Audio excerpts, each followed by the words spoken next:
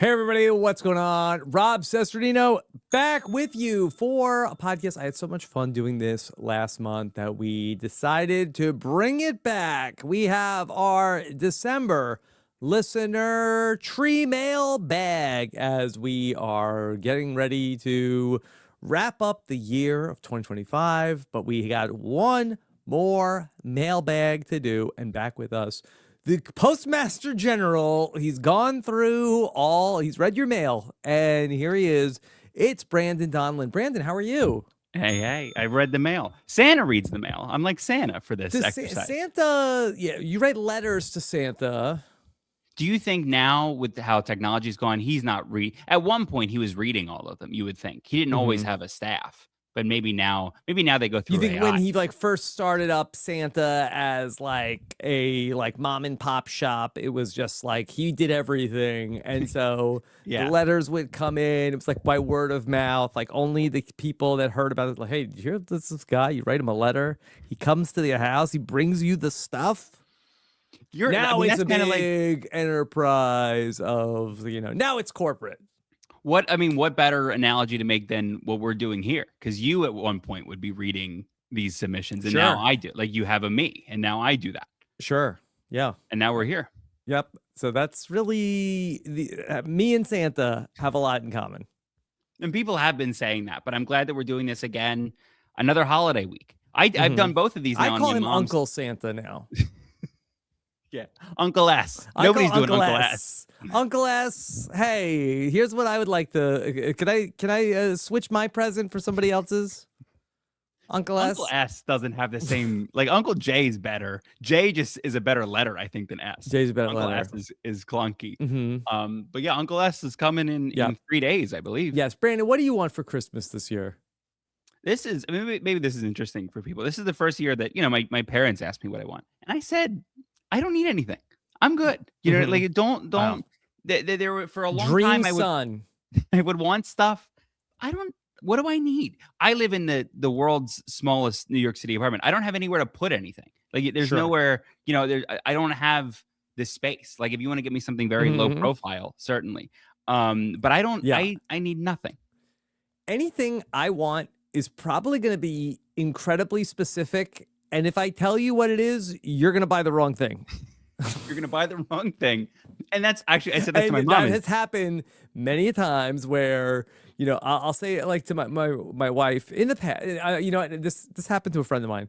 My friend said to his wife, she asked, what do you want for Christmas? And the friend will say okay, this is what I want. And then the friend's wife will get not that what he asked for, and then give it to the friend. And the friend opens it and is confused. Oh, I said that. Why did you get this? And then the friend's wife will be angry. Why are you being ungrateful? That this is what you said. Is your friend though getting a knockoff version of the thing you want, or a totally different thing? Could be my friend's wife didn't have a pen at the time my friend was saying what they wanted. Sure. But anyway, I digress. Yeah. I love the holidays. It's Christmas. The best time of the year.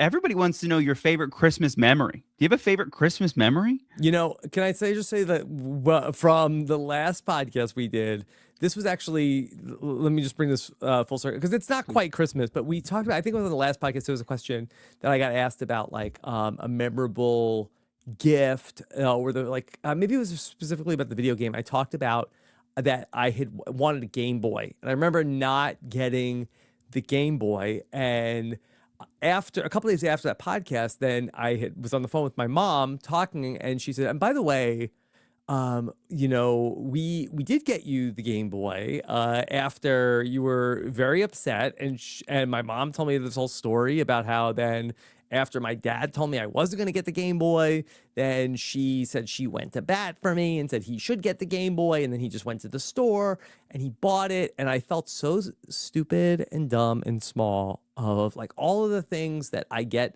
upset with my own children about, of they don't appreciate anything. All they do is want. You never can make them happy. I'm like, oh my God. I am guilty of the very thing that I have like really like been against this whole time. Did your mom go get it for you like in the days after My Christmas? mom did not go get it. My mom said my mom made the case of this is why we should get it. And what was upsetting to me is I'm not sure if I said it on the podcast. I remember being very upset that I didn't get it. I have no memory of like the joy of actually getting it. And that's what was the real bummer for me. That's what the Christmas season is all about, is the joy. And again, it wasn't a Christmas gift. It was this is different. It was the it was my 6th grade graduation. 6th grade graduation. Do you find now that you're becoming either of your parents more? Like, do you feel it when you do things that remind you of your parents?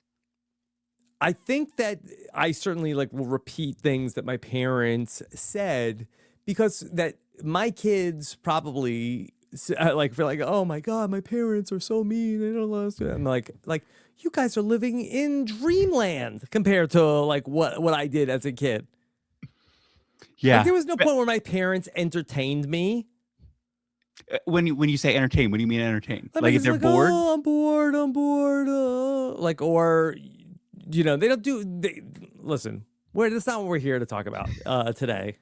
It's the holidays. Merry Christmas, everybody. We're dropping this for the patrons on Monday the 22nd. We'll put this in the main feed next week. So it's New Year's. New Year, new me. Happy holidays, everybody. I love New Year's. I'm not a big Christmas person. I love New Year's. Why? What is what do you like about it? I love the turning of the page of like in the new year, anything is possible. Do you like the festivities of the New Year's Eve? I do not. You enjoy that? No. Not at all. It's amateur hour. Yeah. New Year's party is like you're just waiting around like what? Like, oh my God, is it 10:30? Yeah, it's a horrible thing to be at a house party with people who you don't know that well, and it's 10:30. That does suck bad. Right. When I was like in my 20s, like early 20s, like, okay, it was, it was fun. You're out up until that time anyway. But for the rest of your life, it's like it's later than you want to be up. And the best was when I was on the West Coast. West Coast, you could celebrate New Year's at 9 and go to bed. You go to bed. When do you go to bed? When is your bedtime? Not daily? Early enough. I would love to go to bed if I could. If it was up to me, I would love to go to bed around between 10 and 10:30. But my friend's wife has a very long period of, and also like now my older son Dominic, it's like, hey, I want to go to bed. He's like, what? It's early. I don't want to go to bed. Yeah. But he also needs to be put to bed. Like sure. He wants like a lot of like check-ins before, but he doesn't want to go to bed until like 11:30. I'm like, what are we doing here? I got I have stuff to do in the morning. Yeah. That's late. 11:30 is late. He doesn't get tired. No, I'm tired. Like his mom, a night owl. Merry Christmas. Merry Christmas. We've got so many questions from the folks who listen to us. They sent us questions all over your Instagram, the Rob Podcast Instagram. Yeah, we got so many questions, and I appreciate everybody who asked really fun questions. And so hopefully we'll get to a bunch of them here today, and then we'll do it again next month. We'll do it again next month. Let's start with, we got a lot of Survivor questions. Let's start with a Survivor question. Okay. Hudson Webb wants to know, do you think Survivor's done casting returnees from season 40 and before, after 50? I do not. I think that we'll look back at the 40s as a little bit of an anomaly in the history of the show, where I think that we were just, Jeff and company took over the casting from Lynn Spillman after Survivor 38. They had basically 39 and 40 was Winners at War. And then they came back. It's the new era. We're looking at new casting. Everything is new. It's the new era. To launch the new era, we need new faces, new people. Like everything is new. And so I think that they were very reticent to bring people, even the people from the new era. I think that there was like a hesitancy of, they didn't do a season where they had like captains or bringing back any other faces from this era to play in the new era. And then 50 came up, and I felt that they were really painted into a corner based off of like, okay, this is our one shot to bring people back. We have too many people that we want to bring back. What do we do? And so now we end up with 24 people, and 12 of them are from the new era, where I think that there needed to be like a pressure release in the 40s when they could have brought back a bunch of people in 47 or 48 and then done it there. That being said, I do think that we will see more seasons. I think that they liked what they were able to do with bringing people back for 50. They seem to be very hype about Survivor 50. And so I wouldn't be surprised if we go, if there's no period where we go more than 2 years without another returning player season. I wonder though if the folks like your Jerry's and your Penners and like the old guard, I wonder if they did officially miss the boat where we'll get people from the later 30s back, but maybe not the original top 20 seasons, perhaps. You never know. I mean, they seem to want to bring that back for Survivor 50 with Coach and Ozzy and Sari and Stephanie. So I do think that there is a possibility that you would see at least a couple of folks still from the earlier days. I think it's probably, I don't think you'll see Penner or Jerry again, but you never know. Now, we're recording this on Monday after the finale. Have your feelings about the preview for season 50, are they still similar to what they were the day after, or have you had more time to think about it? I came away from the preview on Wednesday night and I saw a lot of the reaction online, and I felt like that people were really, really down on all of the celebrity advantages that were going to be put into the game in season 50. And that was really going to be the centerpiece of all of it. On Friday, I did the patron call-in show. And on the patron call-in show, if you're not a patron and you're listening to this on Fridays, people call in and they ask me questions live and I answer them.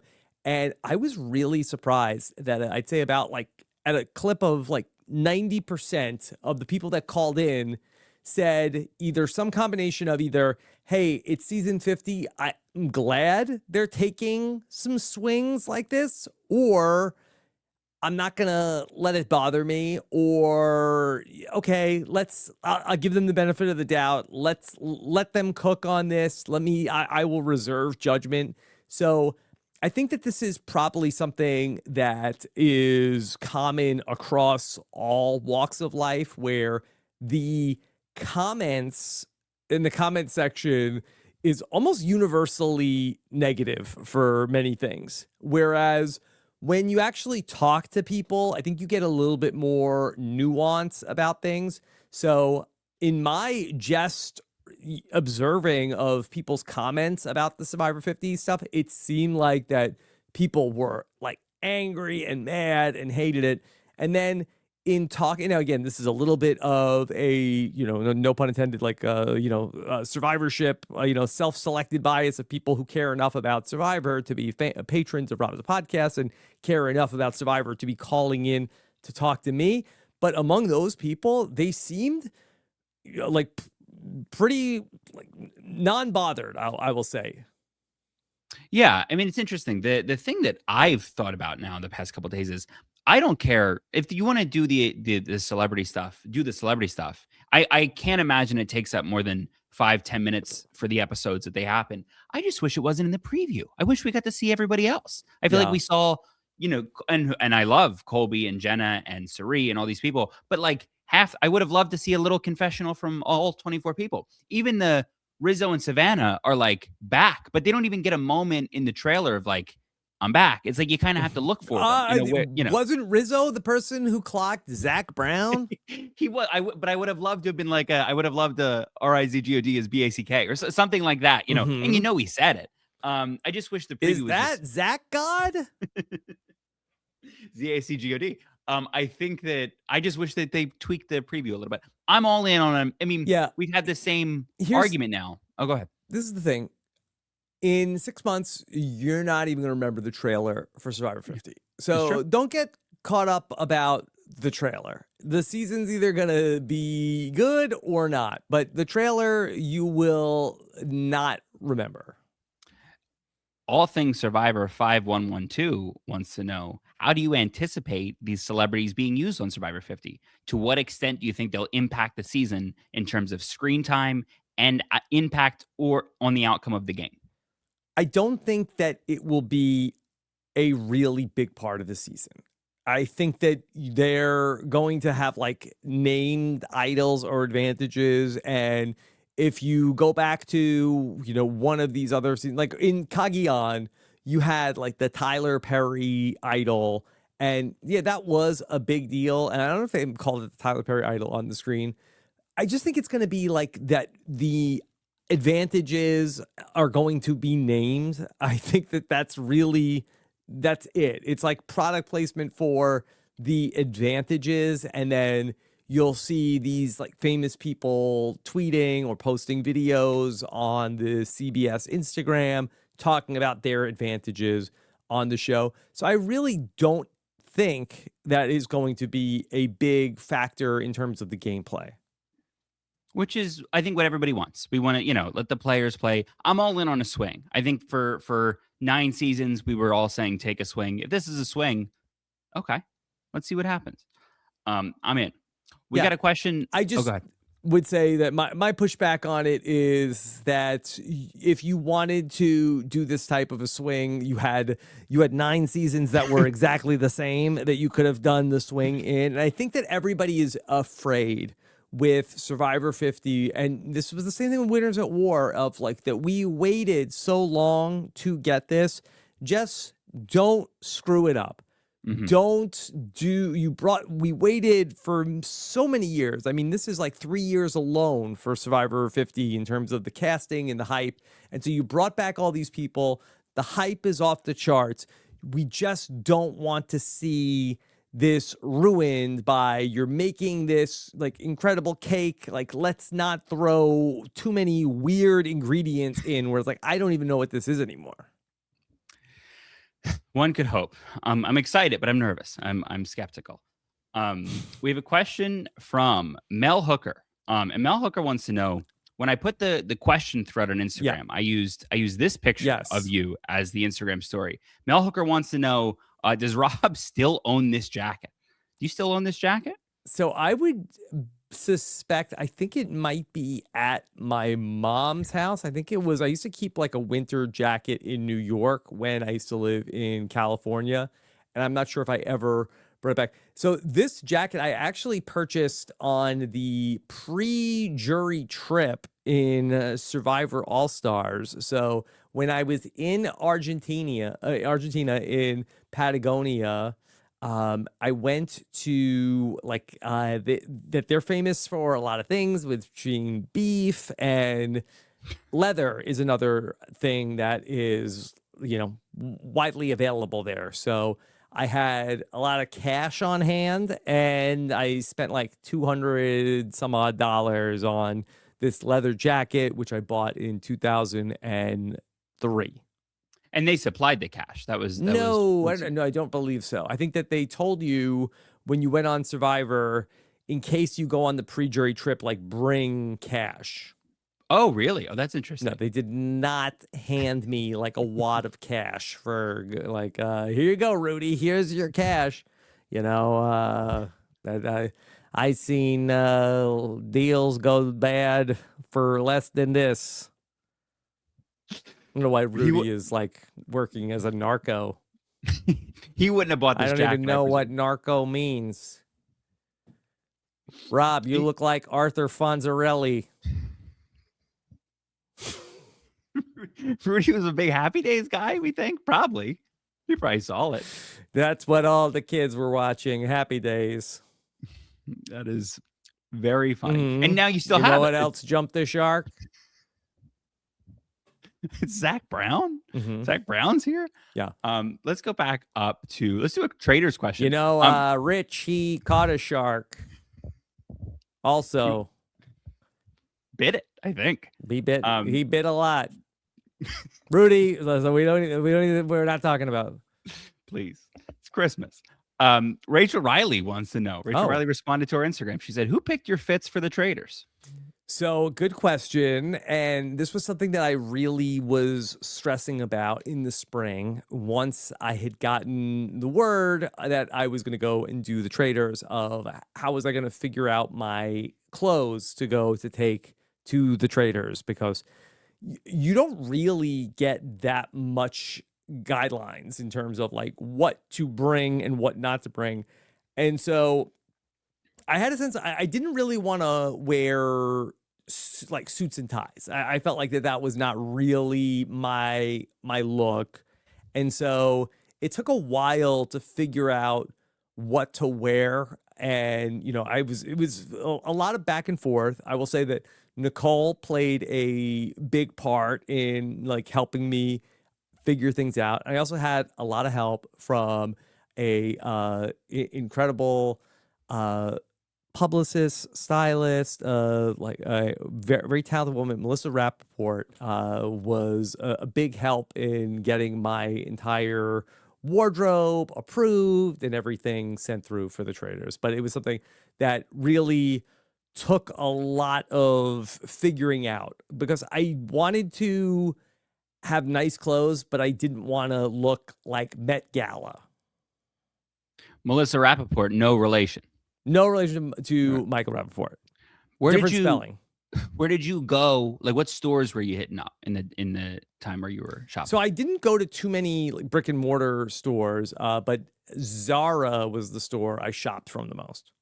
So funny, Zara. Who would have thought? Who would have thought? You and Zara I guess Zara wasn't always like you weren't shopping at Zara 20 years. I don't know how new Zara is. I don't know how new Zara is either. But you were never in a Zara I had made zero purchases from Zara prior to April of 2025.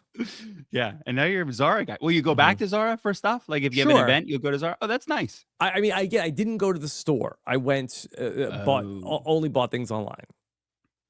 Yeah, I have a very hard time buying online. I'm always going to the store. I like the store experience. I do not believe there is a store local. Oh yeah, I guess maybe not. There's one on the corner, every corner in New York City. Yes, but not too many in my area of North Carolina. We've got a question from MJK47000. Great username. They want to know what's the origin of hobnobbing with the glitterati. Hobnobbing with the glitterati is something that Steven has always said. You'd have to ask Steven what the origin of it is, but Steven had always used that when I would go to the live shows. I'm not sure if he ever used it. Like a RHAP historian would have to go back and see if he ever said it pre-COVID. Steven has never done the live show with me post-COVID. And so whenever I have to miss the live know-it-alls, that he always goes on to like, oh, you're not going to be, you'll be out hobnobbing with the glitterati, rubbing elbows with all the famous people. And he will always use that phrase to describe when I am like out and not on the podcast, that I am the one who's hobnobbing with the glitterati. So really, the glitterati is you. Ask her, like you're the glitterati. I mean, so no, not technically. I mean, the people that I'm hobnobbing with are the glitterati. That's what I mean. I mean the asker of this question. They are the glitterati. Like when we're at an event. Yeah, but I think he is implying like the other, famous reality stars. Oh, sure. I mean, in my mind, the patrons are the glitterati, but I think that Steven is implying that I am hanging out with the A-listers. Sure. Well, somebody actually had a question. Broz, B-R-O-Z wants to know, which event would you recommend if a patron can only attend one of the live events for Survivor 50 and why? That's a good question. I would recommend, right now, we have announced 3 live shows and maybe we will have another date that we add to the schedule if certain things fall through. I would recommend to go to either the Toronto event or the Los Angeles event and not the New York event, because that New York is where we have the bulk of our fan base. Like it's the easiest place to get to for the majority of our listeners. We have a real concentrated area of support in the Northeast, and it's anybody can get to New York from Philly, Boston, all these like big metropolises on the East Coast. It's easy to get to New York, but it's hard to plan a lot of smaller events around. Everybody's staying in different places. People are just coming in from the show from the Long Island or New Jersey or wherever and just come in for the show. Whereas the events that are not in New York, I think that there's a little bit more of like planned activities around the event when we go to other cities. Yeah, I co-sign that. I think they will all be fun, but you gotta, and then like they're all events, but it'll be a really fun time to go somewhere that we haven't necessarily been. Glendale in California, and then in Toronto. I'm not sure what the theater is, but they'll both be great. They'll both be fun. Especially when we're in these like even smaller cities. When we went to Houston or San Francisco, not to say that those are small cities, but that there were more activities that we were able to plan around the event and like more like patron events on Tuesday and Wednesday. And the patrons and Derek do a really good job of organizing what those non-event activities are. At the San Francisco event, I was standing outside with Bill, who will probably listen to this. Shout out to Bill. And we were going to walk. We wanted a snack, and we were going to walk to Costco. Which sounds unrelated, but it is related to my next question. Double Choco Chunk Cookie? we were feet from a Costco. The Tuesday night party was a block away, and then Costco happened to be closed by the time we were going to go get a snack. But Bill, if you're listening, get a chicken bake? I love it. Five big booms? I won't do them because my microphone's too close. But I do love a chicken bake. Chris asks, Rob, you've talked a lot about going to Sam's Club on the podcast recently. Yeah. Have you had a falling out with Costco, or you're a floater looking to buy a life vest? I used to talk a lot about Costco on the podcast. When I was in Los Angeles, Costco was pretty close. But since I have been in North Carolina, I am much more of a Sam's Club person because Sam's Club is much closer to my house. I probably go to Sam's Club on average once a week. I end up usually like on Sunday morning. You could find me in the club, and wow. I like to, get all of my stuff for the week. I am a creature of habit, and I know exactly what I'm going to eat all week long, and I try to like knock out a Sam's Club trip. What's in the weekly haul? What are we getting weekly? Is it the same stuff? It's going to be pretty boring, but, I'll get things like, spinach and chicken to cook and, just a bunch of staples. But not staples. You still have the active Costco membership, or we shut that down? I do have a Costco membership, but the Costco is it's like 30 minutes from my house. So I will go there, but it's more of a hike, whereas Sam's Club is more like 10, 12 minutes. I do find that they do have the same stuff. Like it doesn't. It's pretty similar. It doesn't make that big of a difference. Although I think the Costco food court is much better. And yes, Costco just switched over to Coke products as opposed to Pepsi in the little food court. So big for my crew. Huge win. A huge win, really. I mean, in a world of not a lot of wins, that's a big win for us. James wants to know, Rob, who do you think has made the most money after appearing on Survivor in the early seasons? This is such a good question of the net worth of these Survivor players, because there's a couple people that really come to mind in terms of. So the question, I just want to make sure that I understand it. It's who has earned the most money. Who do you think has made the most money? So I'm going to look at this as like sort of net worth from Borneo. I don't know if there's anybody who's really made a lot of money. I mean, Richard had it at one point, but not so much. Colby certainly did well. Elizabeth Hasselbeck, though, I think is probably the person who has done the most. I think she's probably on the Mount Earnmore. How about that? I like that a lot. Okay. Mount Earnmore in terms of Survivor net worth from the early seasons. Then I don't think that there's really anybody from Africa that really is, Rob Mariano has done remarkably well for his career. I don't know if he has huge, like he's just like been working consistently. I don't know if he has a thing where, he's like had like signed a $10 million contract on something, but the guy works and earns and is, continues to do great. So right now he might be on that list. Nobody from Thailand. You know who I'm going to say from Survivor of the Amazon? Your good friend. Heidi Strobel. And I was thinking about Heidi because we're working on something here for my new book, The Tribe and I Have Spoken, and we're working on writing a bonus chapter that's going to be for pre-order people, and that has not been announced yet. But I'll tell you what it is when we announce it. But in working on this bonus chapter for people, I was thinking about Heidi Strobel, not like that, and I was thinking that Heidi, to me, I think if there was going to be a new era parallel to Heidi, I think it might be Savannah. How about that? Savannah, I think, has a lot of the similar characteristics to Heidi. Tell me what they are.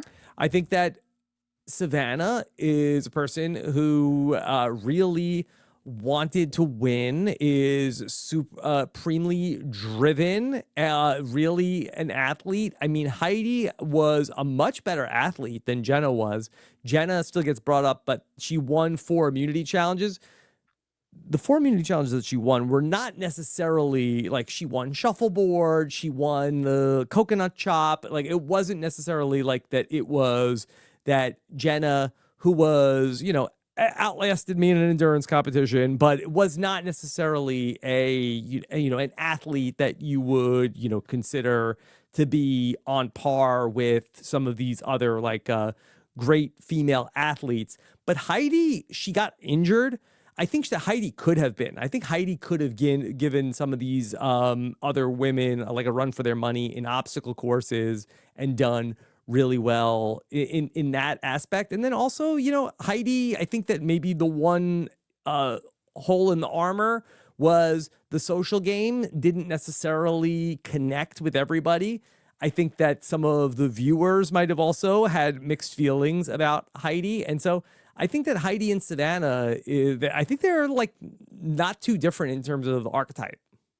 If Jenna and Heidi swap and Jenna goes out at the 5 and then Heidi is at the end, does Heidi win against Matt?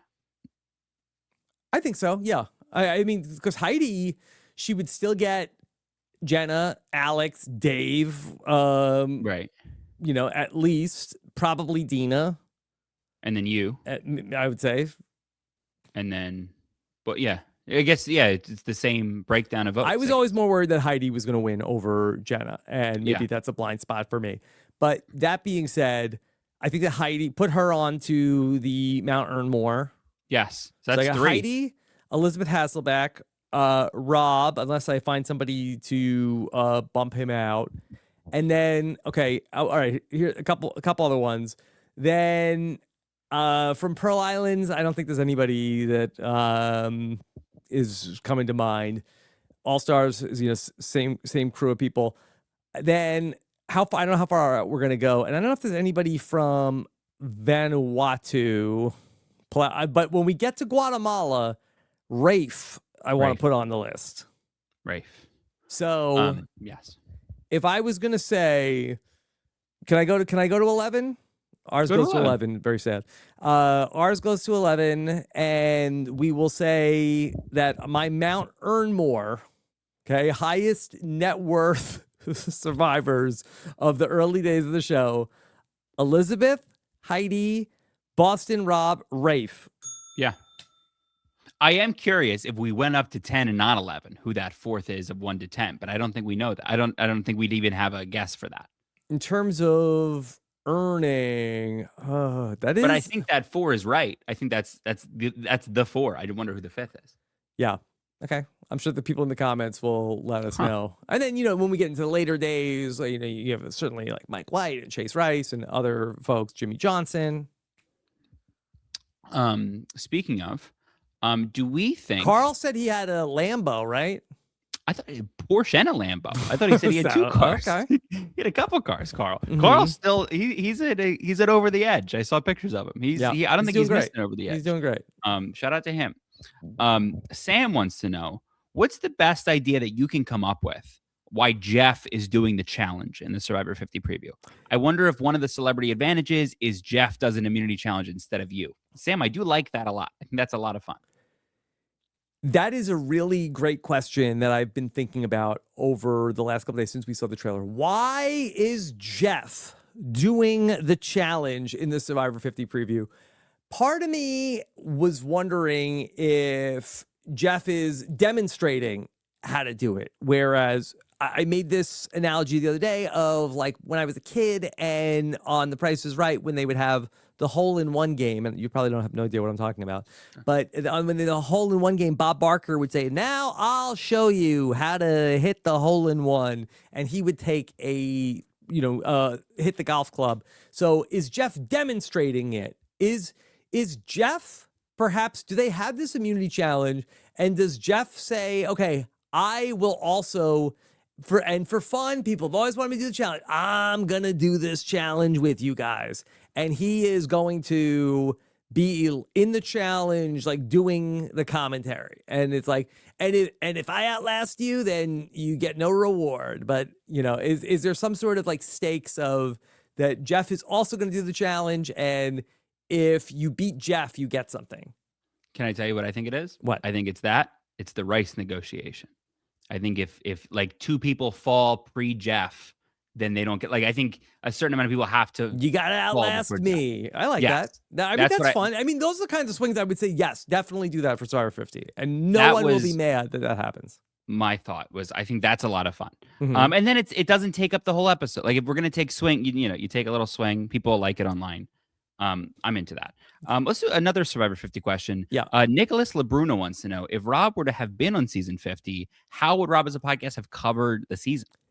That's an interesting question, and one that I had wrestled with, and I don't know if we ever really got resolution on that, because in just full disclosure, in my interactions with the powers that be around season 50, I never really felt like there was a good spot for me to bring up. Like, and what will it be like on the podcast? If it was like, I think that there was a lot of thought, and again, that nobody told me don't bring this up, but I was intuiting that if I was going to be asking them a lot of questions about how the podcast part of it was going to work, that was going to be a turnoff for them. That was my feeling about it. Maybe they're like, whoa, Sesternino, what are you even talking about? We would love to talk about that with you. But I felt like that it was a little bit of an elephant in the room, and I didn't want to call attention to it. But because what I really wanted to project in my conversations with them was like, hey, I'm here, like, it's not about the podcast. I'm here to play the game. And I really would have been. I would have been game first, and we'll figure out the podcast later. So I never found out, but from the powers that be, how it would have worked. But I would be 100% certain I would not be able to podcast about Survivor 50 as a participant in Survivor 50. And I was always worried about the doomsday scenario of, okay, I could take a season off from the podcast, but then I go out to Survivor 50, it does not go great, and now all of a sudden I'm completely on the sidelines during Survivor 50. Like this season, which might be the biggest season in Survivors since I've started the podcast, and then I was there for a minute, and then now I'm gone. And now for months I'm on the sideline in terms of Survivor. We'll cut this if you don't want to answer this question, but how much is the podcast being talked about in those conversations with the powers that be? Like, how much is the podcast itself coming up rather than when they call you Rob the Survivor player and also Rob the podcast host and creator of this empire? Yeah, we really did not talk about the podcast. Oh wow! I'm surprised that they didn't volunteer anything about it. Yeah. I mean, we're talking about, like, again, there were not that many like conversations that were being had. It was a lot of, okay, fill out this form, do this, but it was not like we were, conversing very, very often. I hear that. We have one more season 50 question that I'm looking at right now is how do you think it'll go for Savannah and Rizzo with the rest of the season 50 cast? Yeah, Do you I think think this one is of going to be them? very interesting to parse. I don't have extremely high hopes for Rizzo and Savannah coming back and going into Survivor 50. I mean, I'd be very surprised if one of them can make it to the end, a la Russell did in Survivor 20 after coming back to back with season 19. I think that Rizzo, and we had wondered during the season if even the people that were on Survivor 49 were really feeling Rizzo. And he seems like a wonderful guy. I do think that there will be people having some suspicions about him coming into season 50 of why is this guy here? Why is Riz God here? What And would okay? I don't think it's like, well, he was such a like the biggest heart in Survivor history. That's why they brought back Riz God. I think that they look at him, young guy, and I think they feel like, okay, well, this could be like a new Russell. If you are on Survivor 50, we'll just say like in the Mike White spot, and you see these two non-entity people that you had never seen before show up, what is your thought? I think I'd be very guarded in terms of, but for me, coming back in Survivor 50, I'm like, hey, I'm looking for any friends I can get. Anybody, like, do you want to vote me out? No, like, let's do it. Let's work together. Yeah, I hear that. You got to be. That's the strategy. But Anybody but I me. also feel like that in a anybody but me world, hey, last one in, first one out is also an easy way to look at it.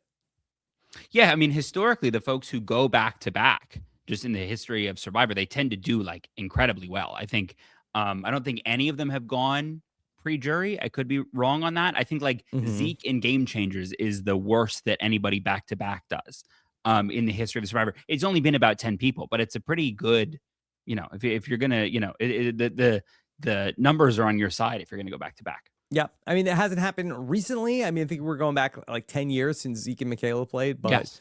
yeah, there's a good track record.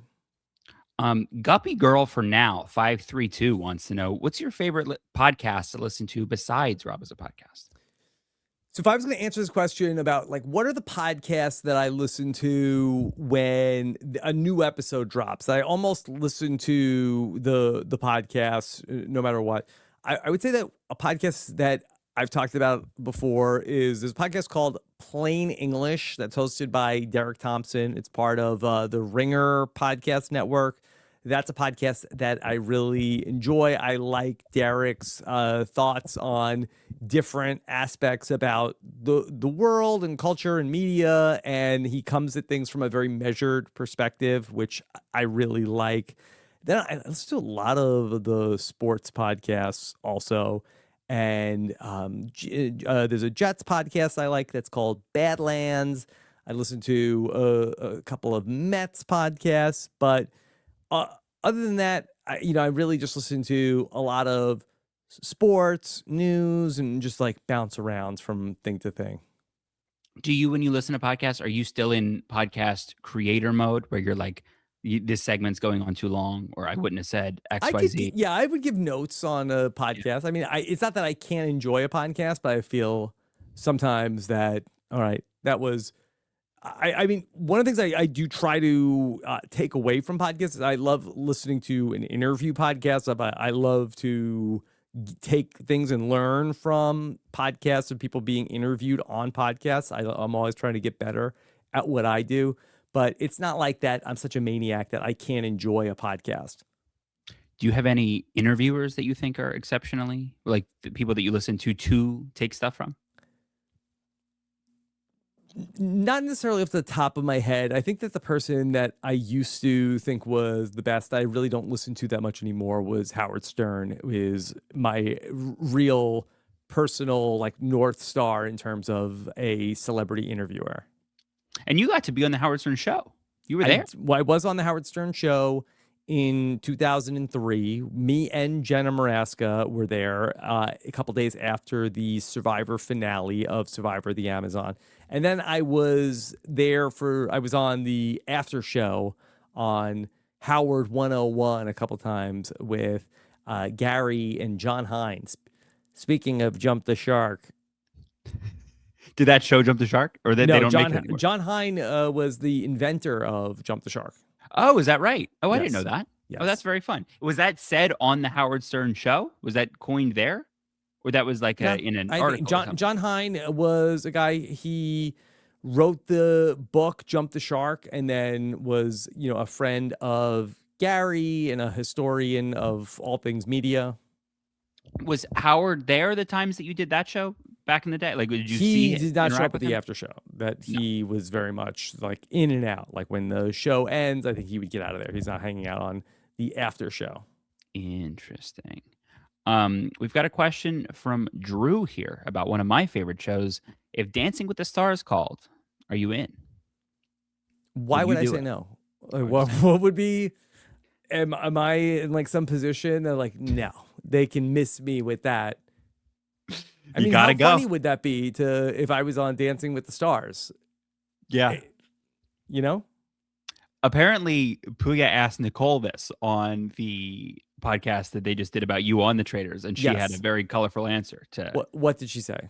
I believe the answer was no. You will not be doing Dancing with the Stars. I believe because of the proximity to the partners. Oh, okay. I thought it was going to be insulting about that. He can't dance. No, that I think was left out of it, which is pretty good. If that part gets left out, I cannot dance. But I do pride myself as being a learner. So if there was like the time to put into something, like I feel like I could certainly improve my skills. It's just something that I've never worked at. But is there anything could I say? Could I get a same sex partner? What would be like? What permission slip do I need from my wife? They have had one same sex female partner. They have not done same sex male partner yet. Could be. Oh, that would that not win? They would do well. I mean, Jojo Siwa and Jenna Johnson, second place. They did great. I mean, yeah, you'd win. Would this not be a heated rivalry? Heated rivalry. By the way, TV show on HBO Max, for those who are not following, it's got the best ratings of any scripted show in like years. Like people are really into heated rivalry. Ratings like in terms of people watching or on IMDb? I saw on IMDb the last episode is the highest rated episode of TV in like 5 years. Mm-hmm. People really are into heated rivalry. Yep. Maybe I'll check it out. Who knows? Malik wants to know, why is Nicole so much better at picking winners than you? This was a Survivor question. Yeah, this is a good question of why is Nicole better at picking winners? I think that there have been times I have done better than Nicole, but the difference in terms of like how we view this exercise, I think speaks to a lot about the way we are as people. Nicole is a reader of the vibes. Nicole does not pay attention really to what the people are talking about. If you watched 18 of these interviews and then there was like some sort of like SAT after it, like which person said that they were going to do blah, blah, blah, which person said they went to college in this place, Nicole would bomb the test. That she is listening and there's like maybe like one or two like that they touch the third rail and say something that she absolutely hates, or did they say something that like triggered that she absolutely loved? Other than that, she's just going off of the vibe and how the person carries themselves. Where I am listening for, this is what their strategy is going to be. They said that they know this, and this. Okay, I like that. And ultimately, look what's more successful. Who did she pick? Savannah? She did not. Who did she pick picked? for 49? So she picked Jawan for this season, and I had picked Alex. So by one episode, I mean, but Jawan could have been out in the pre-merge. Come on, Sure. let's be real. Sure. That's interesting. Yeah, I wonder who she'll pick for 50 because she knows some of she's hung out with some of the 50 folks. Presumably. Sure. So Also, if like we're gonna discuss Nicole's winner picks, that an underreported story, Nicole, like from the Shannon Gus School of Drafting, tends to pick a lot of like athletic men to be her winner pick. yeah. I mean, like it's like, wow, look at Nicole's winner track record. She picked Mike Holloway and Jeremy and and Damabate and she did pick Kim way back when. I mean, everybody picked Kim. Kim was the pick. Who else are you picking? Jonas. Yes. So who is? Oh, Kyle. She picked Kyle. Why didn't she get enough credit for picking Kyle? Yeah, I mean, for 50, she's got Jonathan. She's got Kyle again. She's got a lot of men on that side. Yes. Really, all the men are the men on that side. It's very funny. Kelly B 616 wants to know, how do you think Survivor 48, fresh in everybody's minds, affect the Survivor 50 players' strategies? That's a very good question. And if I was just trying to think about in terms of returning player seasons in season 40, I guess the last season they saw was the Edge of Extinction. And how did that affect things at all? That was such a weird season. But the thing that it did affect was that they did not want somebody from the Edge to come back and win. It seemed like that universally coming in, they said, okay, we don't want a winner from the Edge. And you had people who were like voting against Natalie or not voting for Michelle because, okay, we didn't want to have some sort of a split vote situation where they said, okay, makes sense for Tony to win this game. What were the lessons from Survivor 48? I think one might be watch out for Kyle and Camilla. They're friends. Yeah. Keep an eye on them. Then also there was a lot about like integrity and loyalty. That was a big deal in Survivor 48. I do think, though, the old guard coming to Survivor 50, they love that. Like, that's their thing, is honor and integrity. Yeah. And then I think there's also a lot of like, don't go on the journeys. That was a big takeaway from Survivor 48. So I do think that people might be pretty averse to going on journeys in season 50. Not that could be a big thing. I can't wait to see Colby do all this new era stuff. That's going to be the highlight for me, is to see the journey and the Mr. Beast. Like, I can't wait to see Colby just react to stuff. I think that's super cool. Do you think that Colby knows who Mr. Beast is? Actually, the best is that. Do you think that Jonathan will take he'll show up and like, hey, I'm Jimmy. Like, no, you're Mr. Beast. Mr. Beast. Yeah, he does go formal. He's Mr. Beast. I thought you were going with Jonathan also as a Mr. Beast because he's beastly.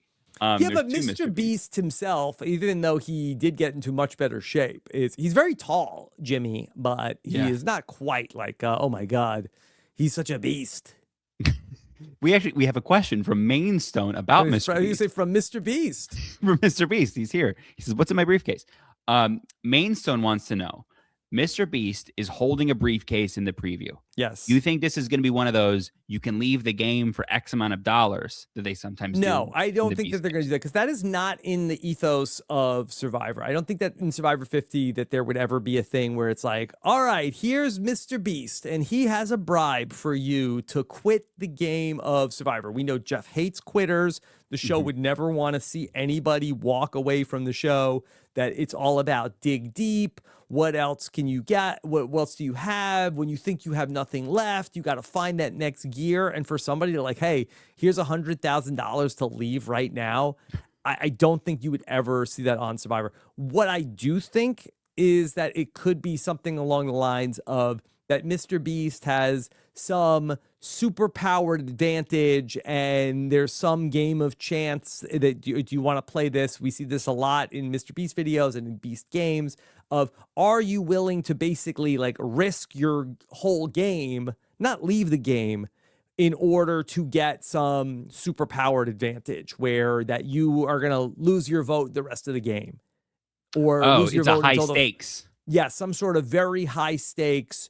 Are you willing to risk it all for this big advantage? Who's willing to do this?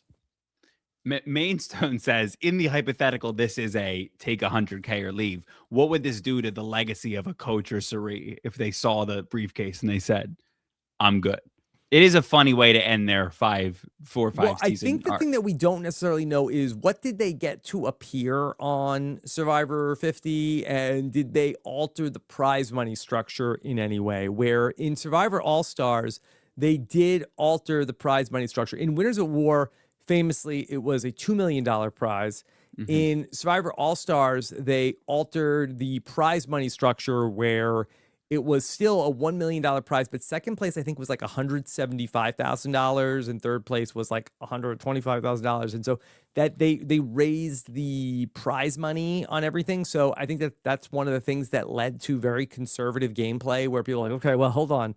I still got, third place is not that bad.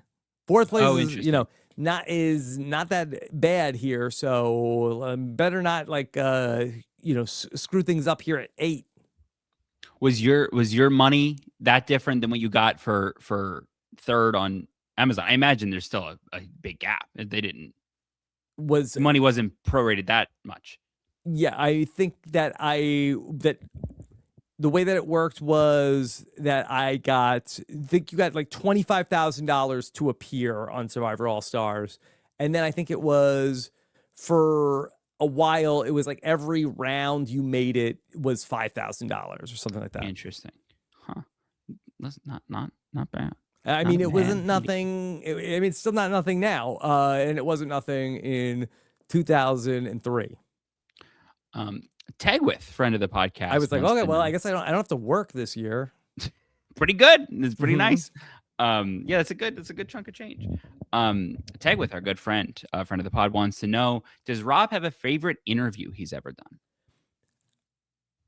I have many, but the one that comes to mind, I would say, was one that I did earlier this year, and that was my interview with Dr. Will Kirby, which had been for quite some time the interview that I had chased. That was like my bucket list interview to do, and I let me see if I could bring this up because I got from Dr. Will a message way back when, and we had been trying to arrange that he was on the now defunct Deal or No Deal Island, and I felt like, okay, this is going to be the chance for me to interview my I would say childhood, my young adulthood hero, Dr. Will Kirby.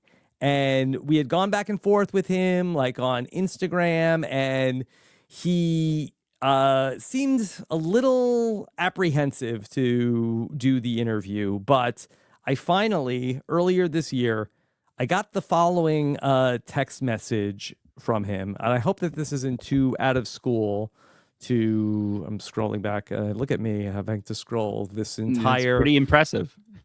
Text, a year of a text conversation with Dr. Will Kirby, okay?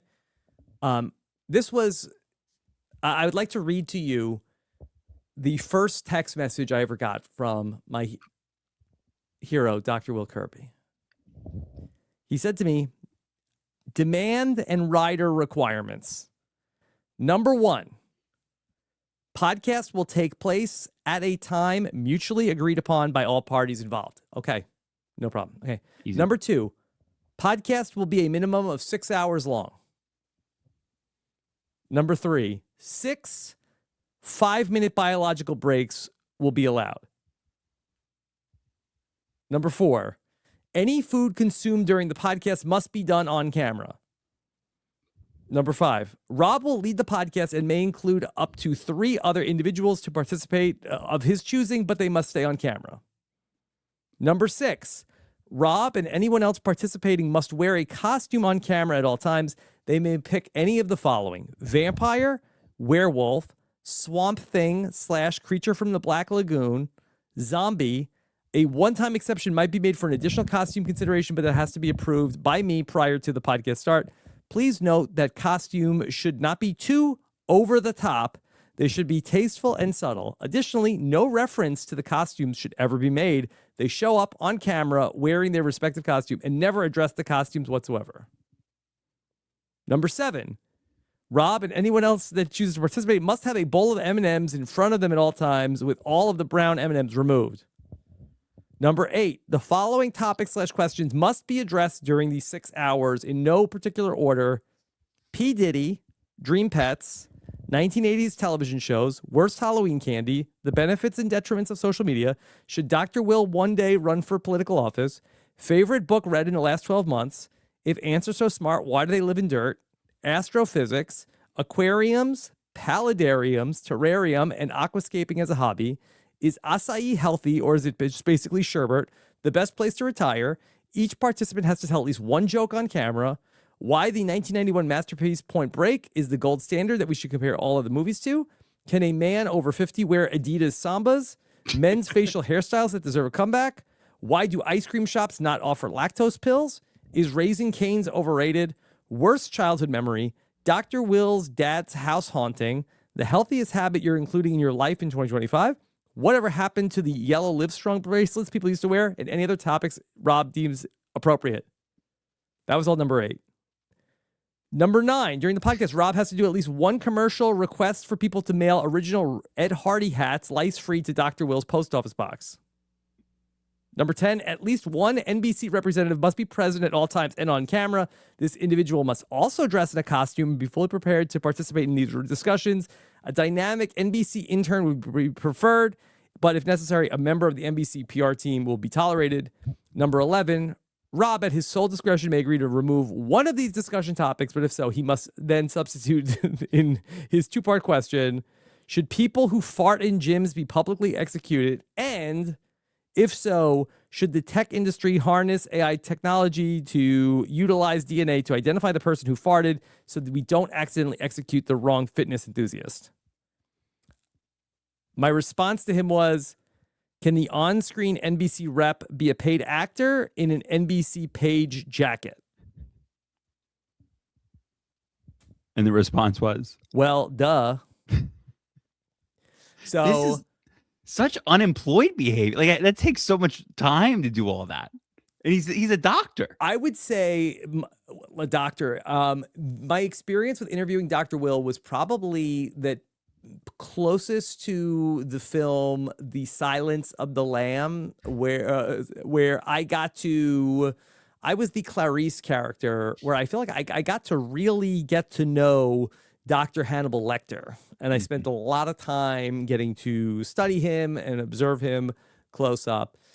That there was a lot of back and forth with the powers that be in terms of making that interview possible. And the one thing that was the non-starter was that we were told Dr. Will is not allowed to address P. Diddy. That was the one thing they said, that we can do the interview, but he cannot give his thoughts on the Diddy controversy. Is it address P. Diddy is he can't speak directly to P. Diddy, or P. Diddy can't No, come I up think at he all? was not allowed to. They didn't want him to weigh in on Diddy. Sure. And he didn't, or he did. Did he? He did. He may have. The Dr. Will 4-hour podcast was also heavily edited. Sure. Did any of those topics come up in the pod? Like in the many of them did. Many of them did. Wow. Dr. Will bears all, I believe, is the name of that episode. If anybody wants to go back and watch that interview. 4-hour and 55-second runtime. I did just look. And it was everything you wanted it to be. Yes, it was such an adventure for me, and it was just a incredible, transcendent experience where I just felt like that I put everything I had into that, and for me, it was the culmination of watching this person on television for I'd see it's 2024. I started watching him on television in 2001. So this is somebody that, oh, sorry, it's 2025. I'd watched him for 24 years. And he was the reason why I sent in a tape to be on Big Brother. It was that the fact that he was having so much fun. I don't think before I watched him play reality TV, I ever saw anybody having fun on reality TV. Yeah. And then you went and had fun yourself. You did that thing, which is really cool. Well, really I nice. think the thing about Dr. Will that I will say that is the basis for his charm and charisma and why he's done so well on reality TV is that he loves to entertain himself, but when he's having fun, for the most part, you, the viewer, are also having fun. Yes. And that is something that I try to bring with me into everything that I do. I feel like that as long as I'm having fun, I feel like the audience is having fun too. Did you watch Dr. Will on The Weakest Link last week? I did not.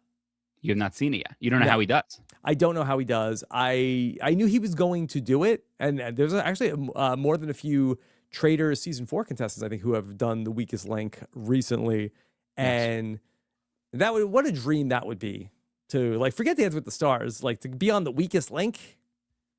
I love The Weakest Link. Yeah, I mean, Ron Funches, spoiler alert, won his episode of The Weakest Link and won more money than every other episode put together. He got a ton of questions correct. Dorinda, I know, did it, and I'm sure there's other ones that I'm forgetting. But I see Lisa Rinna all over some of these like Fox celebrity. I think she might have done like Celebrity Name That Tune, which I also am a big fan of. Name That Tune. I don't watch it every week. Yeah, Randy Jackson looks too weird. I mean, is that a hot take? Yeah. Am I canceled? Is this podcast over? No, bring I agree with that. Back the old Randy Jackson.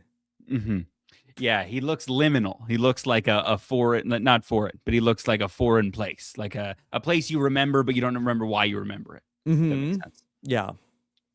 Well, Dr. Will, the best interview we've done. Yeah, watch him. The Weakest Link episode came out last week. All TV doctors, Dr. Will and Dr. Pimple Popper and Cal Penn and a bunch of other folks. Okay. Trevor Mack 98 wants to know, do you think we have the same winners of each season in the new era if the new era was 39 days? I think this is an incredible question. I don't necessarily know how it changes things in terms of 39 days versus 26 days. The game goes so fast. I wonder if there were players that got blindsided who could have sniffed things out. How do you think the 26 days versus 39 days goes in terms of changing the winners? Well, I think that, and I played the same amount of days in both iterations of the show, but those off days that you have that are eliminated from the new era, I think that is the time where folks would annoy people because you have nothing to do all day. And I think that if you are socially not as great, that's the time where you lose the game because there's so much time for you to say the wrong thing or do the wrong thing or what have you. So I think the winners that we've seen in the new era who do lack a little bit of that social acumen, and this isn't targeted. This can be said for many of the new era winners. I think those people are maybe taken out of the game sooner because they have more time to lose. Whereas in the new era now, it's like you have a couple off days, but then your tribal council, immunity challenge, tribal council, you're kind of firing off. So if you lack social a little bit, you can still be okay. But all of the winners from 39 days are not super social. If anything, I feel like that we had more social winners in the 26-day game than we did for the 39-day game. That's interesting. I guess I'm thinking of the late 30s. I mean the late 30s. If you want to go back to that, that's like where we get a bunch of strong guys who all win the game. Yeah, but are the yeah? I would have to think out that thesis better. But I wonder. I guess. I mean, like Mike White could have won. Like Mike White, I think is the and then I think Chris Underwood is largely helped by the Edge. I think I guess the Wendell and Dom thing is a social versus strategic, what have you. But that would be my only thought of how it would change anything. I don't know how much it changes elsewhere.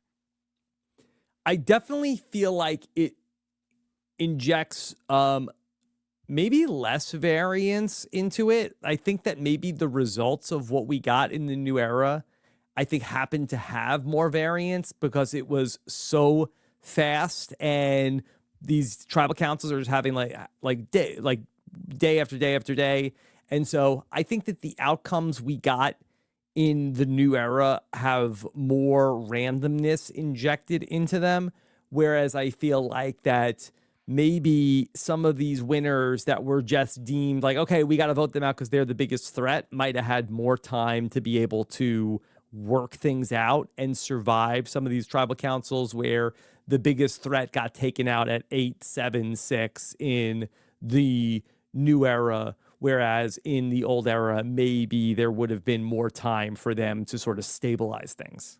Well, I think that's too like the inverse of the players who are in a social lose the game, but I think you have the players who are particularly good at social or at strategy. You can win the game in those days off. Yeah. Like, for instance, like maybe could Omer have won in a 39-day game where that he doesn't get blindsided by Marianne? Maybe if the game is longer, he's able to suss out that what's going on or smooth things over with Marianne or find out that she has an advantage or like these players who were really great players who just got picked off because they were the biggest threat. I just wonder if a couple of them with more time would have been able to figure things out. Yeah, I mean, it's the most valuable thing in Survivor, and so much goes on. I mean, I guess I different situation, but I had 2 off days. But those are the days you have nothing else to do. I mean, you think yourself into a hole or you over strategize times 100. So it would be interesting. I don't think we'll ever get them back, but I do think that changes the game quite a bit. Another Survivor question: R Dub's wife wants to know. Not R Dub's, their wife. What baby players would you like to see play Survivor? So Rachel Riley, I think, is the one that would be fascinating because she wants to do it, and I think she would be good at it. She's somebody who, certainly in her younger days, was somebody who was a comp beast, but I think that Rachel has something that I've talked about a lot with Savannah in terms of that Rachel is really driven and she is an extremely hard worker. And when Rachel wants something, good luck standing in her way. And I do feel like that is a trait among reality TV players that is something that it's hard to really figure out or put a finger on in the preseason. But when you see somebody who has it, it's somebody who's going to be a problem. And so she would be a really, really good one. For the most part, that the people who you'd want to see on Survivor that are from Big Brother, it's like it's a hard question to answer. It's easier to answer the question of the people from Survivor who were sort of like social butterflies who, for one reason or another, didn't really fit in great with the physical nature. I don't know, maybe like a Brandon Donlin type. Would have loved it. But I think especially where you see like these women who get voted out of the tribe because they're not able to hold their own in the challenges, that's really the pipeline that you should look for from take some of these people that you had a spark on Survivor, but it didn't necessarily work out, and then put them into the Big Brother house. Yeah, I mean, famously, I was very close to Big Brother 21. What a different time that would have been. Yeah. I've said this, but you could have been the Nick Macaroni. And he lives the town over. You could have been there for Taco Tuesday. Hopefully. Oh, I want to be downstairs for Taco Tuesday. I have said this before, I think, but I had messaged you and I told you I was in the casting process for Big Brother 21, and we talked on the phone. Yeah. And then I didn't make it on. And then I think I had maybe messaged you that I didn't make it on, what have you. You knew because the cast came out and I wasn't there. But you sent me a picture in the mail, an autographed picture, and it said it was when the racism had started, and it said, "Sorry, but you may have dodged a bullet." As we yeah, look at you now, and it's in the I still have it. And look what we did. Look what happened. Look, that's my favorite thing when, you have a setback, and if you can figure out a way of like, okay, well, like there's going to be at some point, like on the other side of this, that I'm going to say like, hey, I'm glad this actually worked out this way. Yeah. Would Big Brother have been fun? Certainly, it would have been fun. But Everything worked out the way it was supposed to, and Yeah. I'm thrilled. And I've evolved, and I'll transition to Michael Doxey's question, which is for you. How does Rob feel that he's evolved over the last 15 years of Rob as a podcast? Oh, I think in so many different ways. I find it difficult to watch old footage of myself from, the very early days of Rob's podcast, because I think that I was just trying to figure things out. But this has been such a journey of growth for me. That's what I say at Rob is a Podcast. We say that the podcasts are the lore, but it's the experience of growth that's the real prize. And in terms of how this has been for me, I feel like I have grown and evolved in so many different ways, but I think that a lot of that has been by the nature of just time passing. I think that we all, for the most part, tend to get better at things. And I really do feel like at 47 years old, I really feel like that I have more things figured out than at any point ever in my life. And I'm very fortunate that I feel as good as I've ever felt in my entire life. And so that has also been, I think, that a big part of it. But I think that from a year ago, I feel like I have evolved a lot. And that's why, going back to the idea of new year, like I can't wait to get into the new year and hopefully continue to get better at what I do. When do you think you started to feel like you've figured stuff out? Like, when does I've got this Recently, recently? Is it really? It's recent that you've I had would that. say, if I was going to compare myself to, say, 10 years ago, I think that, and listen, I have like times where I feel like I have times where I feel like I have everything figured out, and I feel like I have times when I'm like at just like a real rut for a couple of weeks. But the good thing that I've always been able to do is pull myself out of a rut. I feel like I'm a very resilient person, and I'm able to, come back from setbacks and think about things in terms of like, okay, improving and trying to grow. So I feel really, good about the trajectory that I've been on. But I think that like 10 years ago, when my kids were young, and I do feel like that things were like, I remember having like that was a very difficult period when my boys were very young, and we had two babies and trying to figure things out, and getting not enough sleep and everything. But things are very stable right now. Which is, and what are you looking forward to for 2026? What's I the new mean, year I look mean, like? there's not one particular thing, but there's a lot of excitement between, the Traders is going to come on, and of course Survivor 50, and my book is going to come out. So just in the first 6 months of the year, I think we have a lot of stuff to look forward to. We're locked in. Yeah. Um, But the period of time in which I really started to work on myself, it coincides with around the formation of Rob as a Podcast. And when I was out of work and unemployed, I was 30 years old, and I was out of work. Rob as a Podcast was not born yet. I did not know what I was going to do with the rest of my life. I really started to do a lot of reading and listening to audiobooks of, I think I've probably read every self-development book that there is. And I feel like that, you sort of like take a thing from it, you forget things. But I think I've gotten really good at, over the last couple of years, of really taking the things from this type of material, and then, how do I use it to try to get better? And I when you am say very much a work in progress, because I wanted to take my family to breakfast this morning, and then it didn't happen, and there was like a little baby crash out.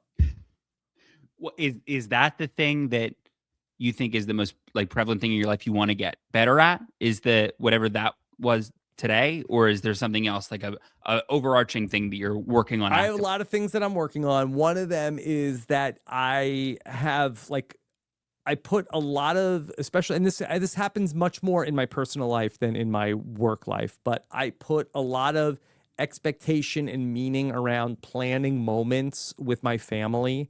And then for whatever reason, when those things do not come to pass the way that I envision them, where I'm like, okay, on this day, we're going to do this and it's going to be great. And we're going to have this amazing moment and memory, and it's going to be wonderful. And then when that does not go down, inevitably, when it does not happen the way that I want to have happen, or we can't do it because of, it's a hard pill for me to swallow. But it comes from a good place. Like, you want to do it because you want to spend time together. Yes. But then, when it doesn't come together, I feel not so good. And what's the coping mechanism for not so good? What do you do when you're not so good? Just try to, think on the other side of it. How do I, what's the good that's going to ultimately come out of this? And what's the good that came out of breakfast today? I didn't have to spend $85 at the brunch place. That's how much breakfast is. It's crazy. I mean, you take 4 people out. Yeah, it's a ton. Mm-hmm. So we're nearing the end, but I have a proposition. We got many questions where the answer would probably be a word or 2 words. Okay. If I rapid fire gave you questions, would you be interested in that? Yeah, go for it. And if you have nothing, you say pass. In detail, describe your ideal pasta dish. That's one word answer. Or you don't have to one describe word. Your ideal. That's one of the only ones where a couple dish. more words could be allotted. I feel like something that like I like a protein, and then also a pasta like a chicken parm, and then also a pasta just a giant bowl of pasta. I feel like it's lacking. It's not going to be end up going great. Yeah, you need a protein. I'm very pro protein. What's your favorite type of Christmas cookie? Hard to go wrong with chocolate chip or oatmeal raisin.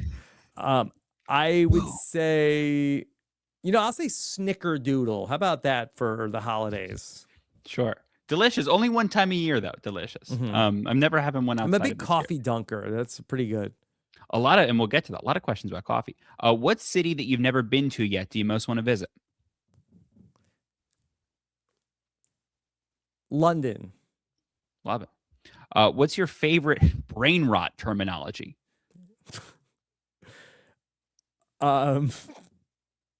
Chopped. Chopped is funny. How many DVDs do you currently own? Maybe 14. And why do you still have them? I'm asking that. That's not the question. I mean, you want me to grab them? Let me see what I would love to do a DVD collection haul. I think that's great. People love that. Physical media is back. People are really investing in their physical media because you have these streaming services that you pay X amount of money for, and they take stuff off. I just saw a TikTok that, As Told by Ginger, which was a Nickelodeon show in the 2000s, it's off Paramount Plus for no reason. So the folks that have them on DVDs, they can still watch them. You can watch them anytime. Oh, wow, we're getting a DVD haul. I'm excited. Could be anything. I wonder what's in here. Boogie Nights, Willy Wonka. Okay. All right, here we go. We have Seinfeld season 9. One of the best. I think these are from my father-in-law. Seinfeld season 5. Okay. Seinfeld season 7. Yeah. The 2007 film Soup of the Day. I've never even heard of Soup of the Day. Nobody has. The Scorned. Oh, wow. Unopened, The Scorned? Unopened. Survivor, The Australian Outback, The Greatest and Most Outrageous Moments. Love it. Seinfeld season 8. Sure. Survivor season 1, Outrageous Moments. Love it. Another copy of Soup of the Day. So what's Soup of the Day? I guess we'll get to that, but put a pin. And then New York Jets, The Complete History. Love it. And then I have a Blu-ray set of Leprechaun, the 7-film collection. I guess I have two questions. Is not every Seinfeld DVD set, but four of them, four of the back half. Yes. But I'm sure that I think I might have had one, and I think the rest I took from my father-in-law's house when I was doing the Seinfeld rewatch with Akiva. Oh, interesting. And then soup of the day is, are you in it? Did you make it? What is soup of the day? Yes, that was something I did when I was like 2007, like in the early days of YouTube, like post like maybe that's the film follow up to The Scorned. Oh, but I think it originally aired on YouTube. I don't know how. I've never heard of such a thing. Yes, stars somebody that you may have heard of, Catherine Reitman, who is a very funny actress, daughter of Ivan Reitman, brother, sister of Jason Reitman, is one of the leads. Oh, interesting. Okay, well, I can't wait to watch Soup of the Day. Hey, you don't have to. You've got a couple of them. I could take one. What's your all-time favorite scripted show? Seinfeld. But I'd say in terms of a drama, I'll say The Sopranos. What was your favorite Saturday morning cartoon? You know, I'm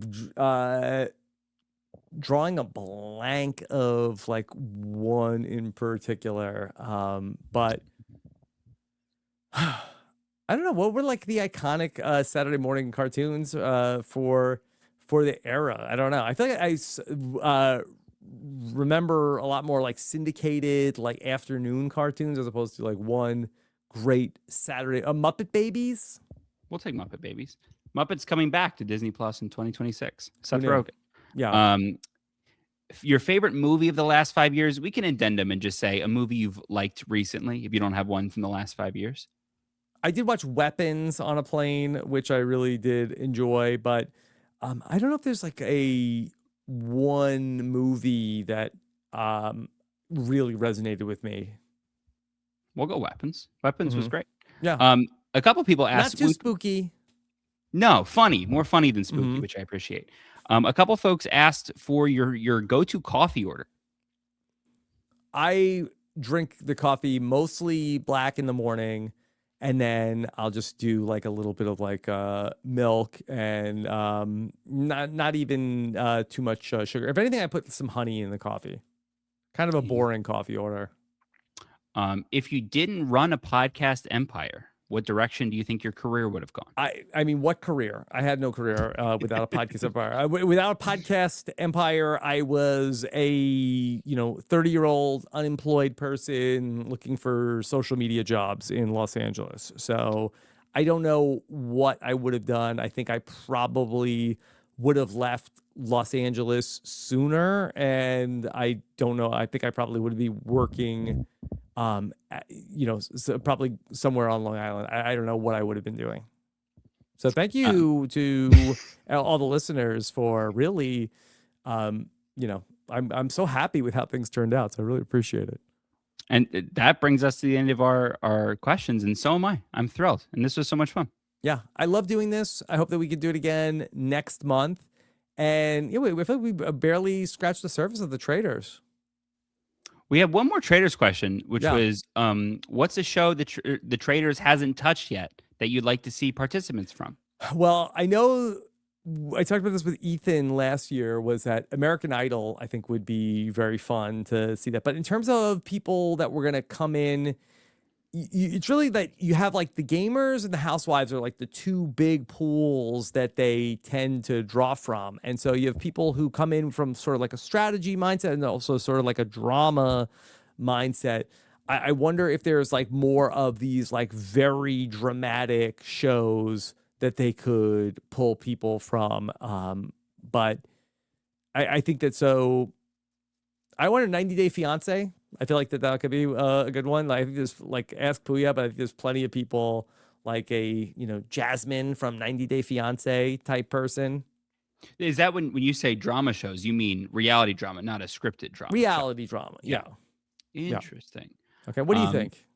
You and I had talked before you left. I was convinced Clay Aiken was going to be a part of fellow North Carolinian. That's how listen. I said it just because, I mean, if you watched him on, unfortunately, the reality show that he participated in, in the early 2010s, he was so good. He was really, really like he's cutthroat and he's great in the confessionals. And I'm sure he watches Survivor. I know that he watches Survivor. So I'm sure that he's seen the traitors. I'm sure he would want to participate if given the opportunity. Yep. Okay. So all right. So all right, we're gonna do this again sometime next month. Of course, check out all of the Daily Traders season 4 previews. And if you haven't thought about it yet, Rob has a book.com. And eventually, for you pre-order people, we are working on some very special surprises for you and so much more. Of course, if you're listening to this as a patron, first off, thank you for your support and wish you a very Merry Christmas this week. And then to everybody else, we get all sorts of fun stuff when you become a patron, become part of the greatest reality TV community of the world in robhaswebsite.com/patron. What's coming up for you, Brandon? Not much. I'll be here. Follow Rob as a podcast on everything. Twitter, Blue Sky, RHAP Grams on Instagram. And I'm having so much fun. And this is so much fun that I get to do any of this with you. So thank you for having me. Yes, and then next week, we're also going to have the Brant Steele Best of 2025 Brant Steele coming up with Mike Bloom. So that's always a lot of fun. So be on the lookout for that. So take care, everybody. Have a good one. Bye.